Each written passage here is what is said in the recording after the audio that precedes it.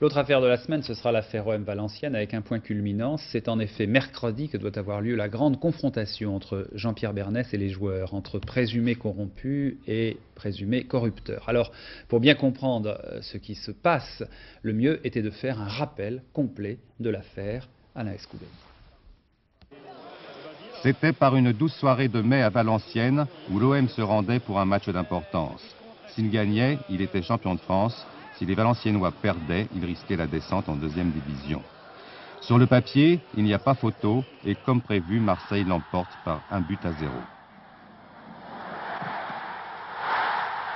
Sur le terrain, on ne note pas d'autre incident que la sortie du Valenciennois Christophe Robert, mais on apprend soudain que dans la coulisse, il s'est passé des choses.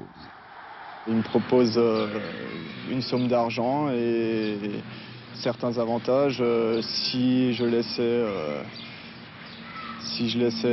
les Marseillais passer ou si je jouais pas sur ma valeur, quoi. Corruption. Voilà qu'en quelques mots, un joueur de football dit tout haut ce que la rumeur depuis des années laisse entendre tout bas. On achèterait des matchs. Glassman implique dans cette affaire deux coéquipiers, Robert Christophe, le fameux blessé, et Burruchaga Jorge, la vedette argentine de l'équipe.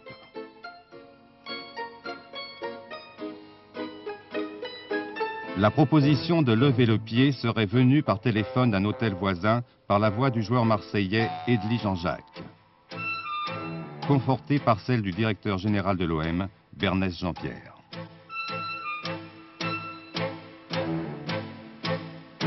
C'est la première fois que la Ligue nationale de football possède un témoignage concret sur ce genre de pratique et son président, Le Gret Noël, porte plainte contre X auprès du procureur de Valenciennes, dont le langage fait grand bruit. Le juge, strictement attaché à sa tâche, respecte strictement le secret et moi j'affole la meute. Le juge, effectivement, se tait, mais il se heurte immédiatement à l'éternelle question. Qui ment? Qui dit la vérité? Côté valenciennois, Glassman persiste et signe. Robert et Burruchaga nient le coup de fil et la proposition de Marseille, idem pour Edli. Quant à Jean-Pierre Bernès, hospitalisé, il ne peut être entendu.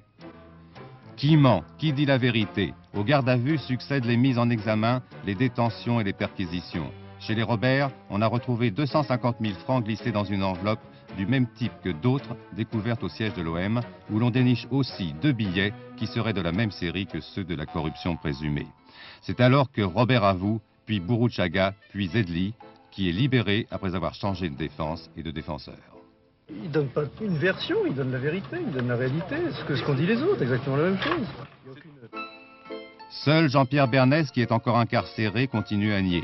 D'ailleurs, toute l'équipe marseillaise récuse les accusations valenciennoises, avec en tête Bernard Tapie, qui crie au complot. Cette chasse organisée, qui s'appelle de la chasse à courre, elle est organisée avec un seul objectif, tuer Tapie.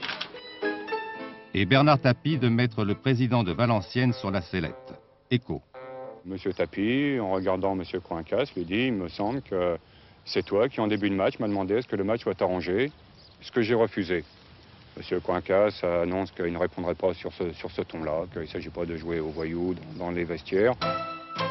Alors, les regards se portent sur Valenciennes et notamment sur l'entraîneur Boro Primorac, dont le nom figure déjà au dossier, car il aurait été contacté dans un restaurant parisien pour, en échange d'une promotion professionnelle, porter le chapeau de l'affaire.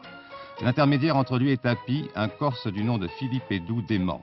À Marseille, on laisse entendre que c'est plutôt lui, Primorac, qui aurait proposé à l'OM un match nul profitable à chacun. Qui ment? Qui dit la vérité? Qui mentira? Qui dira la vérité lors de la confrontation de certains de ces personnages qui auront fait une bonne partie de l'actualité de l'été? La seule certitude, c'est que ce soir-là, un homme sortira sur le perron du tribunal pour lire un communiqué.